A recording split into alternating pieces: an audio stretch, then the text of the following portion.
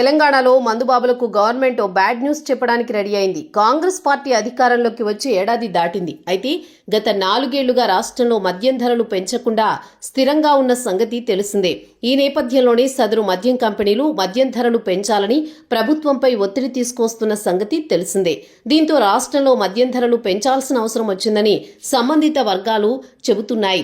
అయితే మద్యం ధరల పెంపుపై రేవంత్ రెడ్డి సర్కార్ కీలక కసరత్తు మొదలుపెట్టింది. ఏ విధంగా మద్యం ధరలు పెంచాలి అనే దానిపై ఆలోచనలు చేస్తోంది. ఈ నేపథ్యంలోనే 6 నెలల క్రితం ఏర్పాటు చేసిన హైకోర్టు మాజీ న్యాయమూర్తి కమిటీ ఇచ్చిన నివేదికను పరిశీలించి మద్యం ధరల పెంపుపై ఓ నిర్ణయం తీసుకోనున్నట్టు సమాచారం. తెలంగాణలో చివరిసారిగా గతంలో బీఆర్ఎస్ పార్టీ అధికారంలో ఉన్నప్పుడు మద్యం ధరలు పెంచారు. గడిచిన 4 ఏళ్లుగా రాష్ట్రంలో మద్యం ధరలు పెంచలేదని ఇటీవల United beverages company limited Telangana ప్రభుత్వానికి ఒక లేఖ ద్వారా తెలిపింది.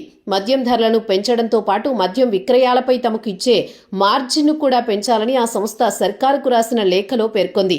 అయితే మద్యం ధరలు పెంచాలని మద్యం కంపెనీల నుంచి వస్తున్న విజ్ఞప్తుల నేపథ్యంలో తెలంగాణ ప్రభుత్వం హైకోర్టు మాజీ న్యాయమూర్తి ఆధ్వర్యంలో 5 సభ్యుల కమిటీని 6 నెలల క్రితమే ఏర్పాటు చేసింది.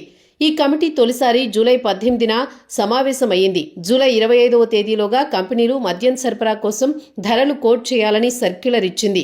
ఆ తర్వాతి రోజే సీల్డ్ కవర్లు తెరిచి కంపెనీలు కోట్ చేసిన ధరలను కమిటీ పరిశీలించింది.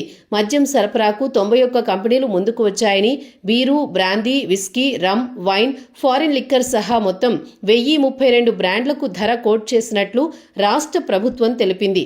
వీటిలో అత్యంత ప్రజాదరణ కలిగిన బీర్ల కంపెనీతో పాటు సోమ్ డిస్టిలరీ, కర్ణాటక, గోవా, మహారాష్ట్ర కంపెనీలు, హైదరాబాద్ కంపెనీలు కూడా ఉన్నట్టు సమాచారం.